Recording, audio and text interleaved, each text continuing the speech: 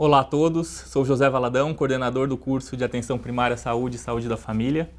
Hoje nós iremos falar um pouco sobre sistemas de saúde e atenção primária no Brasil e em Portugal. E para isso nós temos dois convidados especiais, o Dr. Stefan Sperling, médico de família especialista pela Faculdade de Medicina da USP, onde faz trabalho como preceptor do curso de residência médica, e a doutora Raquel Diz, médica de família em Portugal, formada pela Universidade do Porto. Doutora Raquel, conte-nos um pouco sobre a sua experiência em Portugal, como é o sistema de saúde aí e a atenção primária. Olá, boa noite a todos. Então, eu trabalho como médica de família já com a residência há 4 anos. O sistema de saúde em Portugal é tendencialmente gratuito. É um sistema público muito bem organizado e é tendencialmente gratuito. Eu digo tendencialmente porque existe uma coisa que a gente chama de taxas moderadoras. Essas taxas servem só alguns doentes, alguns pacientes é que pagam essas taxas. São calculadas com base no rendimento daquele agregado familiar, daquela família. E quando ela pode pagar, ela paga uma taxa simbólica, serve, por um lado, para moderar o consumo de consultas e também para a sustentabilidade do Sistema Nacional de Saúde. Pronto, ele funciona assim. Recentemente, a semana passada, houve uma discussão no Parlamento e parece que essas taxas vão ser abolidas, porque considera que o sistema... Atenção, essas taxas vão ser abolidas na atenção primária, porque a nível hospitalar elas vão se manter. Mas como eles querem uma atenção primária ainda mais acessível, que já é, o acesso aqui é muito bom, eles querem fazê-la ainda mais acessível, eles estão pensando em terminar com essas taxas moderadoras.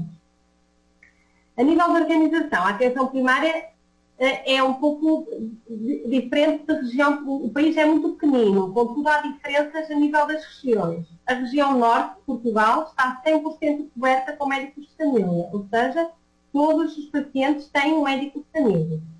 Na região sul e na Grande Lisboa, a proporção de médicos e de pacientes é menor, então há alguns pacientes que não conseguem ter médico de família e têm dificuldade em ter médico. A organização é diferente, como são zonas com maior densidade populacional, há maior dificuldade em fixar os médicos, é tudo mais desorganizado, então tudo foge para o norte, e no norte é muito bem organizado. Não sei se querem interromper, fazer alguma pergunta.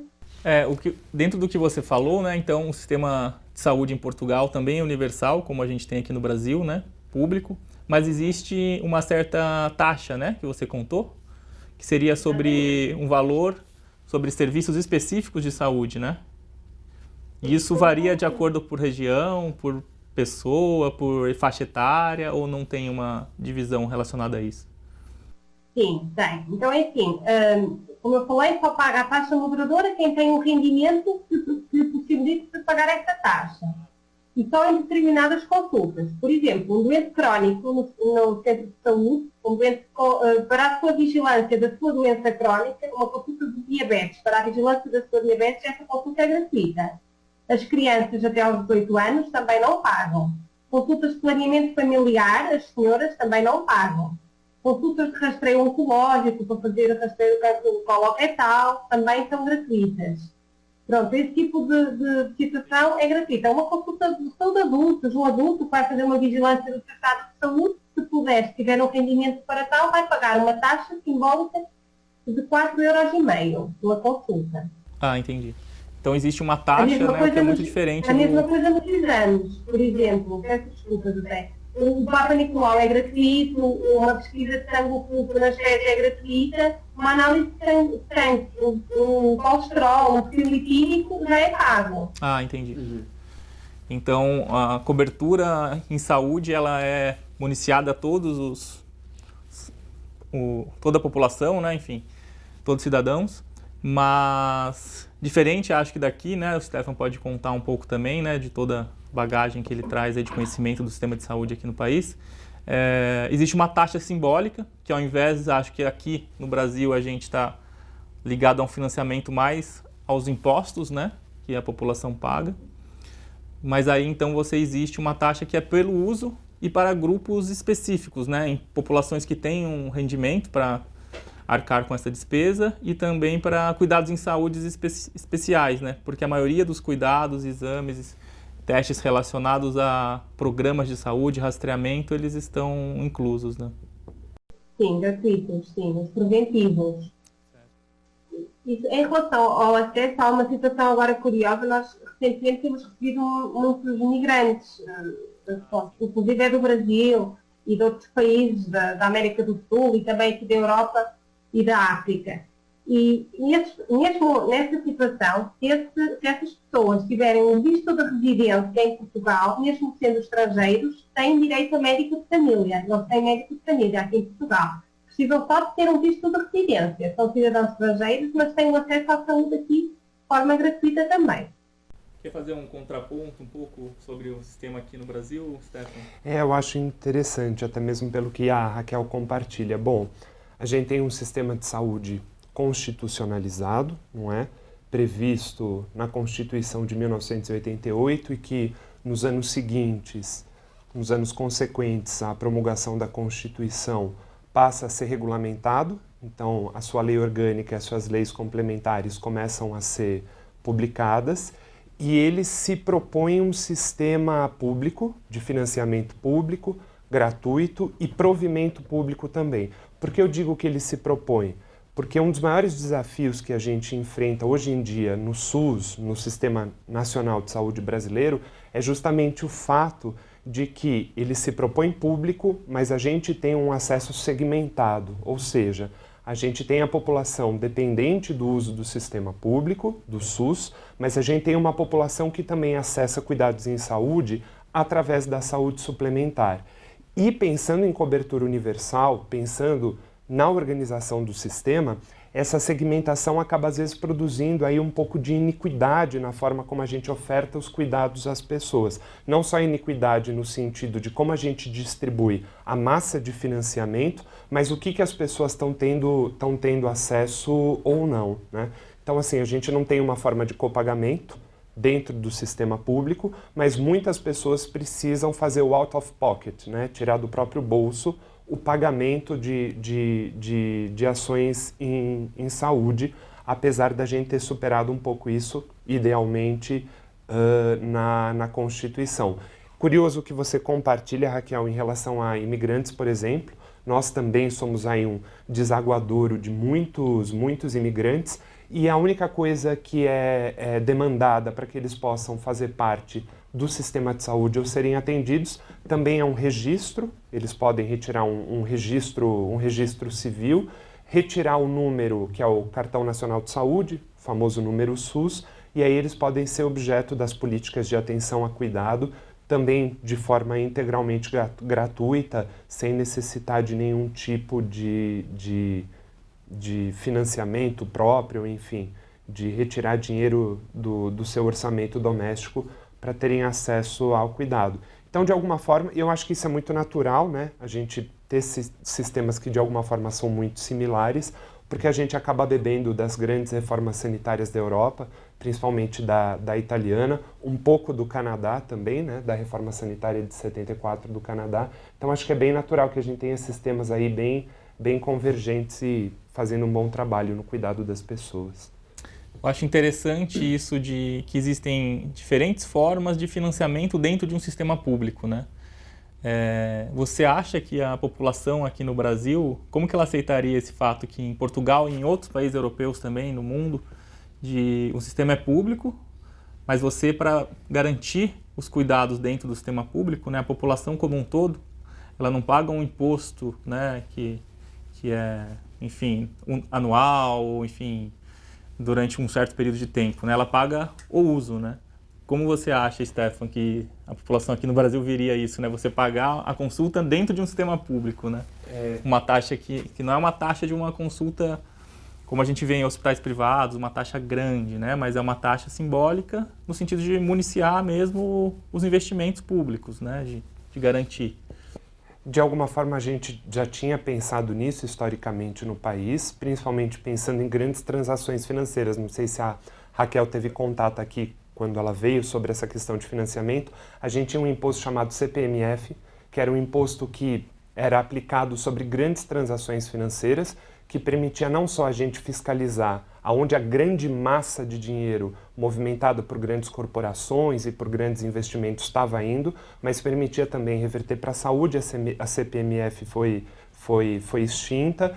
E aí a gente tem umas coisas engraçadas, né? A população, a grande parte da população acha natural, desejável, por exemplo, financiar uma consulta particular de um médico privado do próprio bolso e descontar isso do sistema de saúde depois, porque é o que acaba acontecendo no imposto de renda. Você tem o ressarcimento do investimento que você fez numa consulta privada, mas ela não entende o benefício de eventualmente você financiar com uma parte do seu orçamento doméstico uma consulta dentro de um sistema, ou seja, um dinheiro que vai ser utilizado para fortalecer. Eu vejo que já se foi pensado muito em copagamento para a área farmacêutica no país. Já teve alguns ensaios nesse sentido e a população foi muito reativa. Eu acho que pensar um sistema de saúde que tenha um copagamento, acho que vai produzir uma grande reação, mas enfim, a gente precisa criar outras alternativas de financiamento para o nosso sistema, que está aí numa encalacrada meio que histórica a respeito de quanto ele consegue de orçamento para se sustentar, né? Deixa eu só esclarecer uma coisa, José. A taxa moderadora não é a única forma de contribuir para o Sistema Nacional de Saúde. Do nosso salário mensal, há um desconto para a Segurança Social. A gente chama de Segurança Social. E é esse desconto que vai entrar no bolo do financiamento da saúde. Eu penso que o principal objetivo nem sempre conseguido, porque depois os que mais usam a consulta muitas vezes estão isentos da tal taxa porque eles não têm capacidade financeira para pagar a taxa. Também algumas doenças crónicas, insuficiência renal, doenças oncológicas, também isentam o pagamento de taxas moderadoras. Eu acho que a palavra é mesmo essa, é moderar o consumo. Na verdade, nem sempre é conseguido esse objetivo. E como eu disse, a semana passada foi aprovada uma lei que vai isentar todas as pessoas o pagamento nos cuidados da atenção primária. Claro que foi muito apoiada pela população geral, ninguém quer pagar a taxa moderadora, porque acham que já fazem esses descontos, mas por outro lado, muito criticada pela classe médica, porque vocês sabem, todos nós sabemos do uso abusivo de consultas médicas, a demanda é muito grande. E ao isentarem esta taxa moderadora, prevê-se que venha a ser ainda mais difícil controlar esse uso. A taxa, o objetivo é mesmo moderar o consumo, até porque o valor não é tão significativo assim. Você falou de atenção primária aí, né, em Portugal, né? Como que é esse cenário de atenção primária aí, né? Um país europeu, né, que já tem uma tradição de mais tempo de desenvolvimento desse conceito, dos sistemas de saúde, com a atenção primária como um centro, né, de cuidado, né? Conta um pouco aí como que é essa organização e como você vê a atenção primária hoje em Portugal. Então, nós aqui temos duas formas de funcionamento também na atenção primária. Temos as unidades funcionais, os centros de saúde, que têm duas formas de organização. Tem alguns centros de saúde que funcionam de forma autónoma e a gestão é autónoma, o financiamento que eles têm também é autónomo e é baseado nos objetivos. Eu acho que já tinha falado da última vez que eu estive aí. Eles ganham incentivos financeiros do Estado para atingir determinados objetivos. Eu digo objetivos a nível de saúde, a nível de cobertura, a nível de gastos também.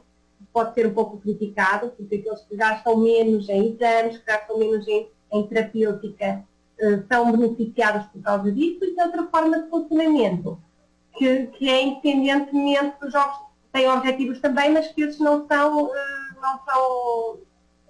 digamos, não são pagos. Nós atingimos o objetivo por uma questão de brilho profissional, porque estamos a trabalhar bem, mas não ganhamos mais por isso. Ganhamos no final do mês, um incentivo financeiro. Pronto, as unidades são organizadas com equipas de saúde da família, à semelhança do que acontece no Brasil, mas estas equipas só são constituídas por médico, por enfermeiro e por secretário administrativo. Não sei qual é o equivalente no Brasil, faz atendimento no balcão, confirmação de consulta. Pronto, a equipa só tem esses três elementos. Nós não temos auxiliar de enfermagem, não temos ACS, e de facto na nossa realidade não se prevê que seja tão necessário assim. essa equipa vai atuar numa população de entre 1.500 a 1.900 pacientes que vocês falam? Sim. Pacientes. Esse número também pode ser convertido em unidades ponderadas, que acho que é uma realidade que no Brasil não existe. Unidades ponderadas, vocês sabem o que é? Não. Então é assim, cada paciente, mediante o grupo etário em que se encontra, ele vale por mais, ou seja, até aos 6 anos, uma criança vale por 2, porque a criança demanda mais consulta, mais cuidados. A população jovem, os ativos entre os 25 e os 64 anos, é um vale por 1, não é? A partir dos 65 anos vale por 1,5 e acima dos 75 já vale por 2. E aí a lista pode ser organizada não só com base no número total dos 1.500 pacientes ou 2.100 unidades ponderadas. Porque se eu tiver, por exemplo, uma lista de extremos, muito envelhecida ou muito jovem, aí eu vou atender menos pacientes. Vão valer mais. Não sei se me fiz entender. Sim, e esse número de 1.500 a 1.900 pessoas, ou a classificação, né, a partir da distribuição dos pontos, né, vocês realizam isso pensando numa carga horária de 40 horas semanais do enfermeiro e do médico, ou é uma carga horária diferente disso? São 35 horas para o enfermeiro e 35 horas assistenciais para o médico, ou seja, nós temos um horário de 40 horas, em que 5 horas são não assistenciais, para atividade de estudo, de burocracia, são 35 horas efetivas em consulta, exatamente. Aqui a gente conta as 40 horas já tudo, né? Sem fazer essa distinção, e às vezes a gente gasta tanto tempo com processos administrativos, né? Que seria interessante fazer igual vocês fazem, né? Já pensar que dentro da lógica do trabalho em APS existem alguma parte dessa carga horária que não é assistencial somente, né? Muito interessante. Sim, é muito importante. Sim. E diferente do Brasil, que eu sei que vocês atuam por área geográfica, aqui em Portugal o paciente tem o direito de escolher: eu quero ser atendido por esta médica. E o paciente é que escolhe a médica por quem quer ser. Tá, existe então uma possibilidade do paciente escolher o seu médico de família, né, da atenção primária, que não é ligada só ao endereço de onde essa pessoa mora, né? Mas tem algum limite, assim, de ser do mesmo município? Alguma coisa nesse sentido? Mesmo estado? Mesmo distrito? Sim, em princípio tem que ser do mesmo distrito. Isto porque nós também fazemos a visitação domiciliária e o cuidado domiciliário. Só podemos fazê-lo dentro da nossa área geográfica. Não há essa restrição, mas eu não posso pedir que eu vá no domicílio dele se ele tiver algum problema de saúde, porque aí geograficamente é impossível. Mas eu posso ser médica dele e ele estando a morar no Porto e vem aqui às consultas, não há impedimento nenhum. Só não posso garantir a assistência domiciliária. Bom, obrigado, Raquel. Agora vamos para um pequeno intervalo do nosso painel com os especialistas em medicina de família. Logo, logo voltaremos com mais discussões sobre o tema.